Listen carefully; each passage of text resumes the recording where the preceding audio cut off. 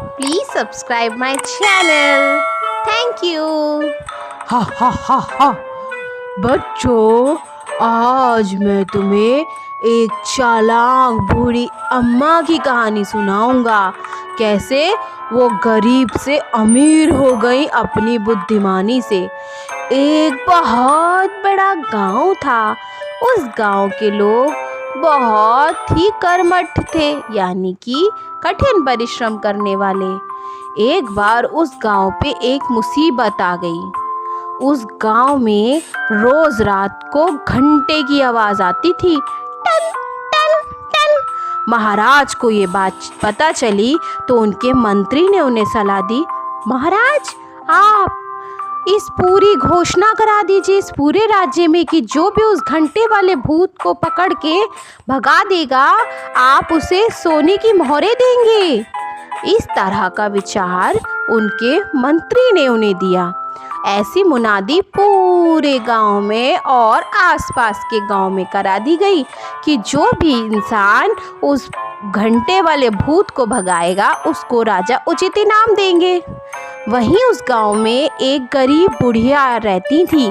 बूढ़ी अम्मा बहुत ही साहसी और निडर थी। वो किसी से भी नहीं डरती थी और बहुत बुद्धिमान थी। वो राजा के पास आई, बोली, महाराज मैं ज़रूर उस प्रेत को भगा दूंगी, आप चिंता मत कीजिए। और फिर बूढ़ी अम्मा गांव में उन लोगों के पास गई और उनसे बोली, बताओ वो आवाज़ किधर से आती है, मुझे बताओ। तब उन आदमियों ने कहा, अम्मा जी वो आवाज़ उस तरफ से आती है। बूढ़ी दादी रात को उसी समय वहाँ पर गईं। वहाँ उन्होंने देखा कुछ बंदर घंटे के साथ खेल रहे हैं। ज़रूर ये घंटा इन लोगों के हाथ लग गया है और इसे ही ये बजाते रहते हैं। फिर दादी अम्मा ने उस घंटे को उन बंदरों से छीनने की योजना बनाई। अगले दिन उन दादी अम्मा ने सोचा कि मैं ये घंटा इन लोगों से छीन लूँगी। अगली रात वो फिर उसी पेड़ के पास गई चने का कटोरा लेकर।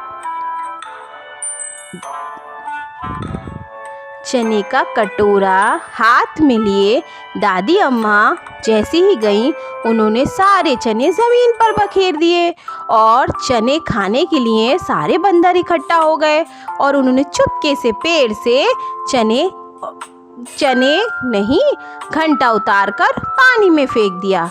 और वो महाराज के पास आई और उन्होंने गांव में सबको बताया दिया कि आज से आपके गांव से प्रेत का साया खत्म हो चुका है। मैंने उस प्रेत को कल रात ही भगा दिया है। इस तरह बूढ़ी दादी ने उस घंटे वाले भूत का सफाया कर दिया था, क्योंकि उन लोगों को तो लगता था ना कि वो भूत है, जबकि वो वास्तव में बंदर था।